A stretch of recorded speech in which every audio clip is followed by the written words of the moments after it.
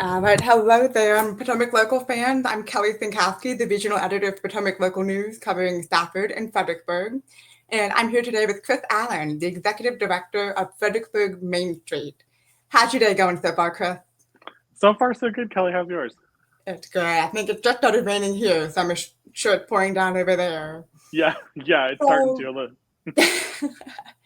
so I thought before we jump into your new Twilight series, which is going to be the focus of our conversation, tell me about Main Street. I don't think a lot of people know that much about the organization and how much you guys do downtown. Yeah, absolutely. So, Fredericksburg Main Street is a 501c3 nonprofit organization. We are completely separate from the city, and that's one misconception that people have. I am not a city employee. We are our own entity, and our mission around Main Street is really the economic vitality of downtown Fredericksburg. So, making sure that we have visitors coming downtown, our businesses are thriving and doing well. People are shopping in the shops and eating in the restaurants. And that looks several different ways for us. A lot of that is done through events, which I know we're going to talk about today, but also, beautification projects, the planters that you see around downtown. That's something that we do. During the holiday season, the lights that were all along the buildings on Caroline Street and that huge Christmas tree that was in Riverfront Park, that was all funded by us from grant funding. So we have our hands in a lot of things to make downtown feel more like a community. So then I guess that begs the question, what's the goal? Because you guys are doing beautiful events and a lot of things that are very family friendly. What's the overall goal for Main Street? So the overall goal with that is honestly, it's business focused. So making sure that we have a thriving downtown. Main Street originally was derived through the Historic Preservation Trust. So we have roots in historic preservation. But our buildings aren't sitting vacant for years and years and crumbling like other downtowns are. So we look at our opportunity to make sure that those businesses stay thriving, the buildings are full, and people are coming downtown and just enjoying the being in the area and being downtown. You make a great point about our buildings that don't stay vacant. So I came here for college many moons ago, and I remember walking downtown, and there were a ton of empty buildings Mhm. or zero pedestrian traffic. I mean, there was nothing to do downtown. In the past few years, it's really become a whole new ballgame. How many do you know how many new businesses are coming in on a regular, maybe an annual basis? Yeah, so right now we've got a little bit more changeover than we normally do.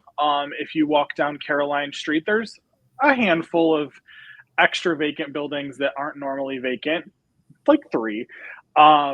But that's just because right now we are kind of seeing a shift in some older business owners are retiring and want to move on to other things. Sure.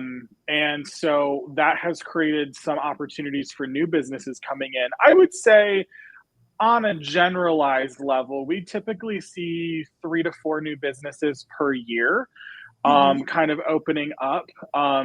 We have seen a resurgence of new businesses opening post pandemic. We're a few years away from COVID, and sometimes people have already forgotten like what we've all gone through and staying inside of our houses. So there's definitely been a shift in the businesses downtown over Absolutely. the last couple of years. So Gotcha. And were you here in Fredericksburg during the pandemic and seeing how it was affecting those businesses, or that was before your time? that was before my time. So I moved to Fredericksburg in 2022.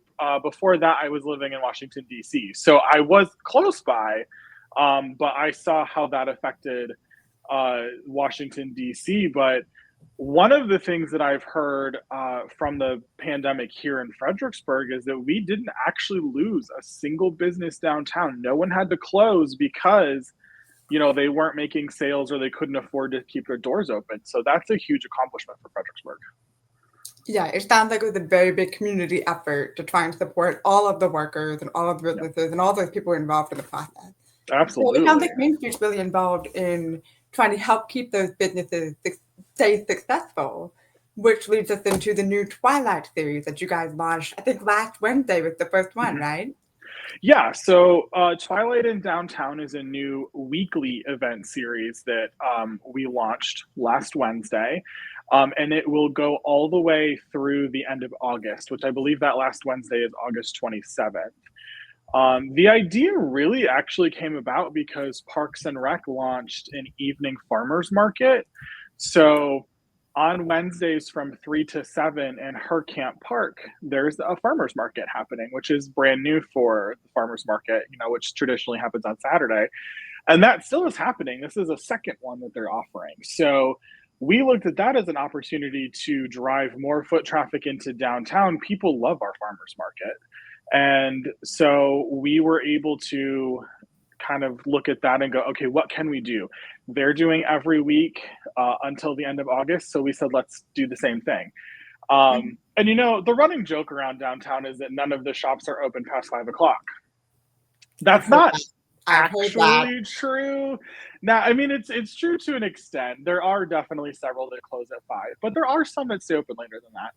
And so we saw this as a real opportunity to kind of encourage our retailers to stay open later, especially in the middle of the week, which is traditionally fairly slow in terms of, foot traffic downtown, compared to a Saturday.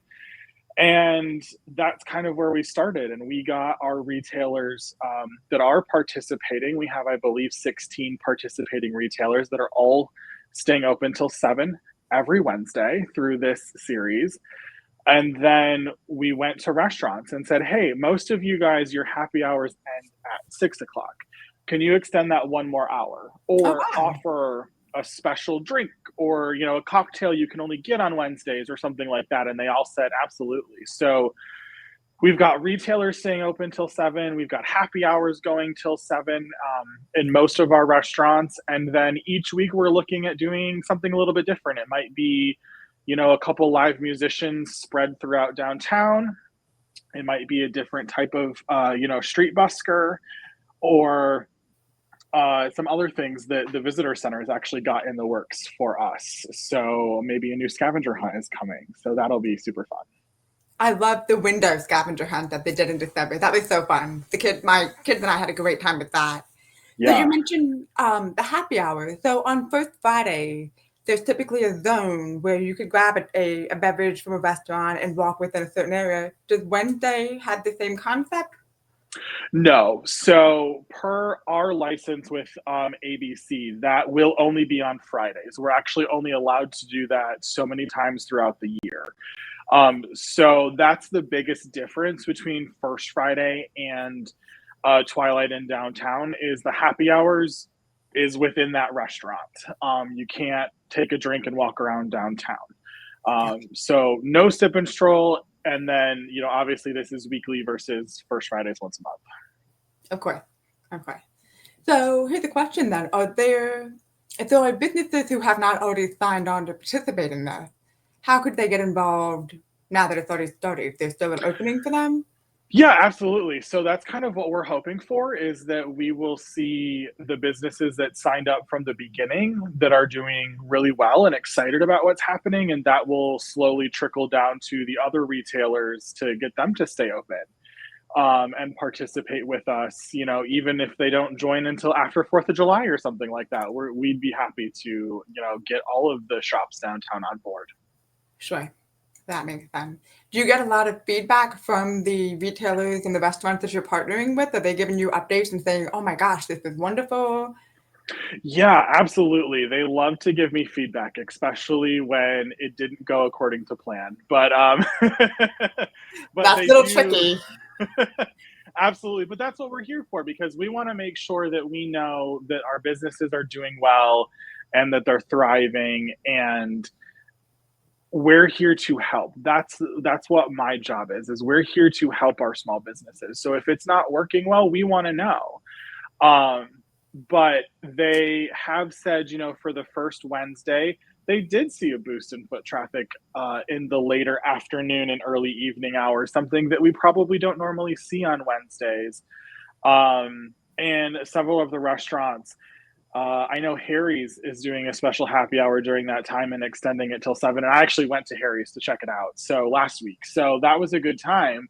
And it's exciting to see businesses participate that don't normally participate in those types of promotionals or events, things that we do. So So far it's been really good. And the further we get into it, I know it's going to grow and get bigger. So I keep telling, our retailers specifically, just hold on, give us a few more weeks and it'll get there.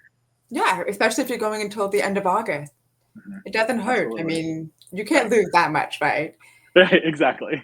So for Main Street then, how many of your kind of like the board of Main Street, are there a lot of local business owners involved in that? Yeah, absolutely. So our board is currently has 11 members, all of which are made up by local businesses, whether they're retailers, restaurants, or service-based industries. Most of them are also residents of downtown, but that's not a requirement. You just have to have some sort of Sure. connection to downtown. But yeah, all 11 of them are either realtors or retailers, restaurant owners. So they're very focused on making sure that, all of the businesses are successful because if they're successful, that means all of our shops are being successful. So How did someone get chosen to be on the board? Like, is it an application or do you just kind of recruit people? yeah, so there's a process.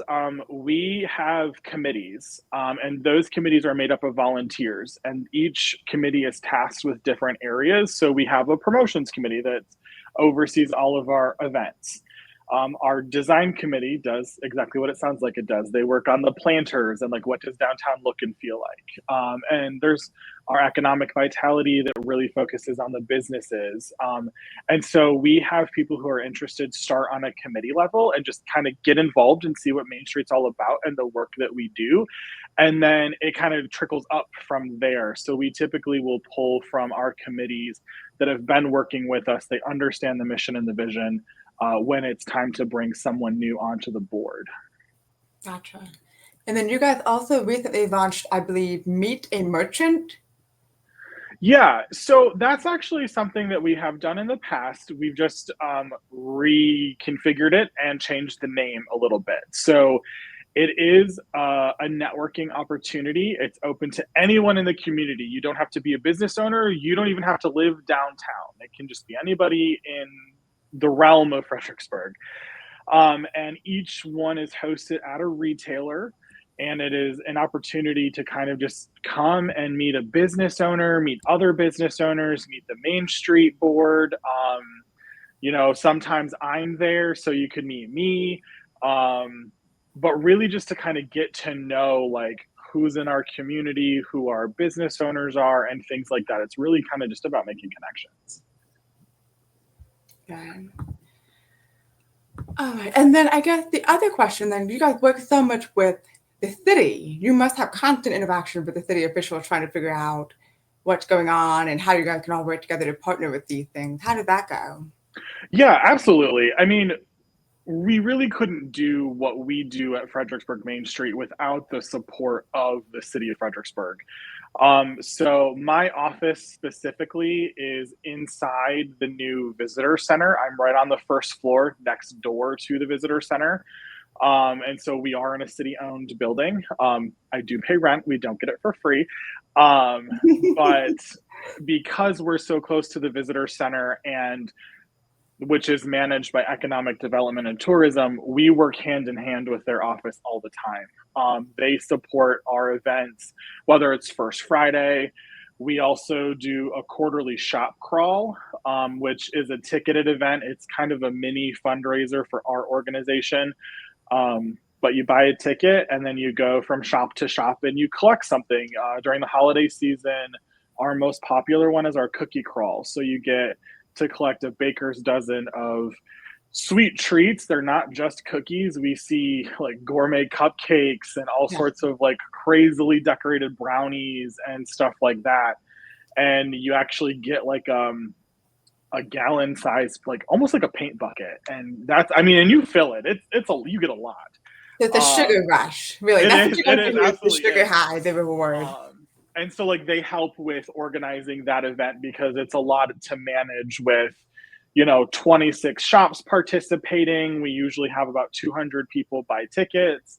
And I'm a staff of one. It's just me here in the office as the executive director. So they're definitely play key roles in helping make sure that our events are successful for downtown.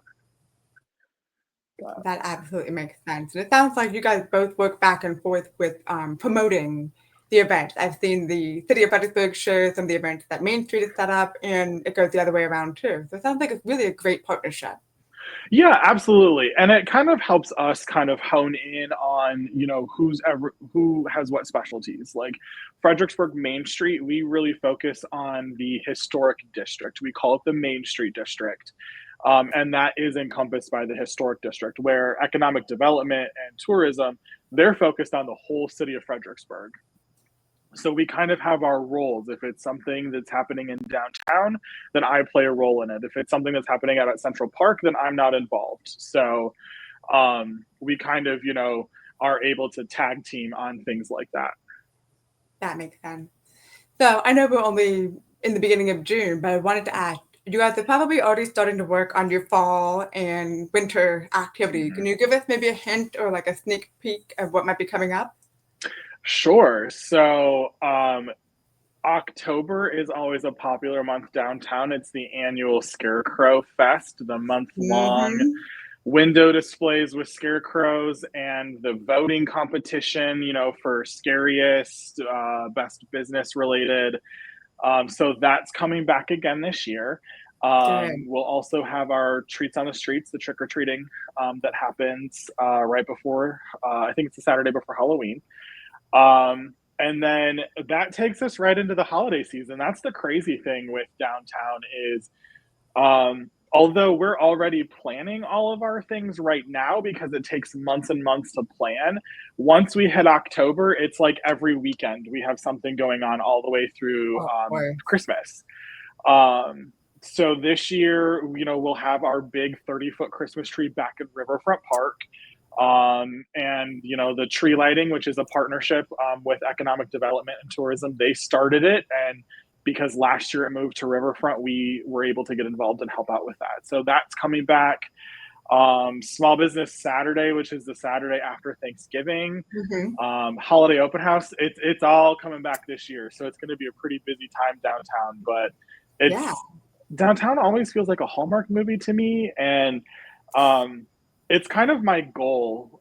Probably not so secretly because I've told a lot of people about it by this point, but I really want to try to get Hallmark to come and film a Christmas movie here. So we're always working I on. would fully support that endeavor. That sounds amazing. And you're right, we really do have a very picture perfect sort of town, especially at Christmas with all the shops doing their windows and the lights. And Yeah, I'm on board. absolutely, Sign me up. Let's go. absolutely. So every year we try to push that more and more. How can we make it feel more like a Hallmark movie? So maybe one day. That's great. So, you mentioned a lot of things that are kind of returning with Main Street. Is there any kind of a plan to, I don't know, take a big leap forward in the future? Or do you feel like this is kind of bigger is not always better? Let's put it that way. You guys are focused on your downtown businesses and your downtown environment. Is that going to stay the goal?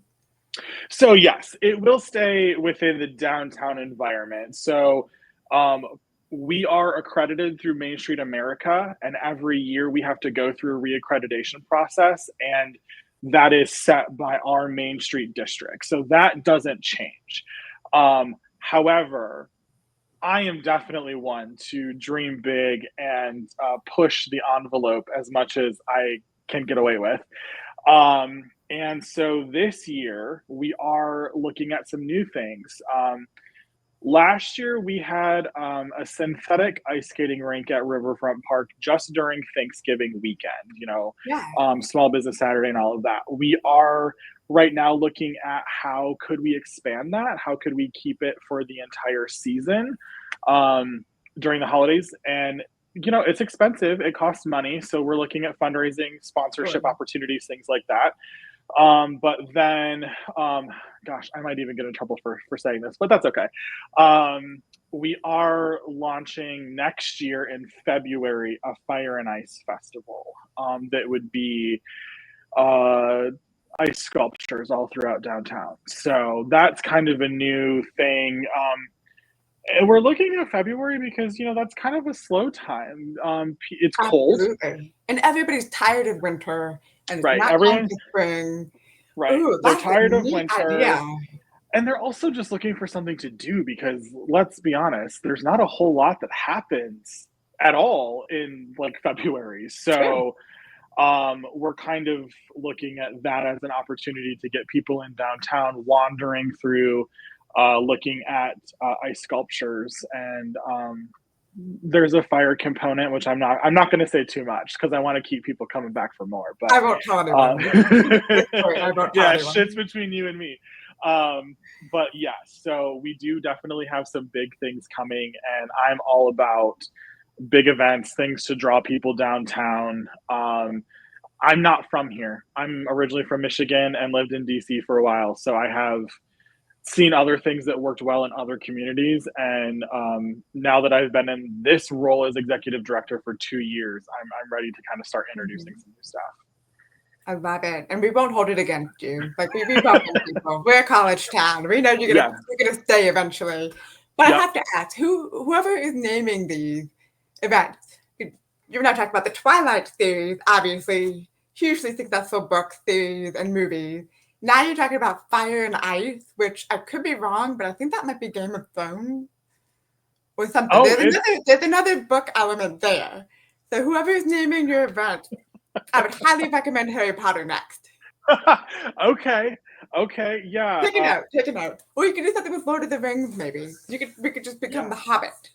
The There we Hobbit, go. wherever the Hobbit's from. Okay, I'll have to think about that.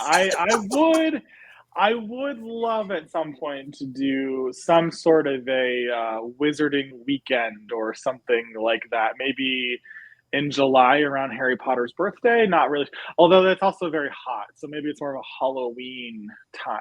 You But could find a shady venue, and I think yeah, you could get a big turnout for that. You could have the kid version, and then you can have the adult version, which I think is LARPing. oh, Is maybe. LARPing. I mean, depending on how seriously you want to take that.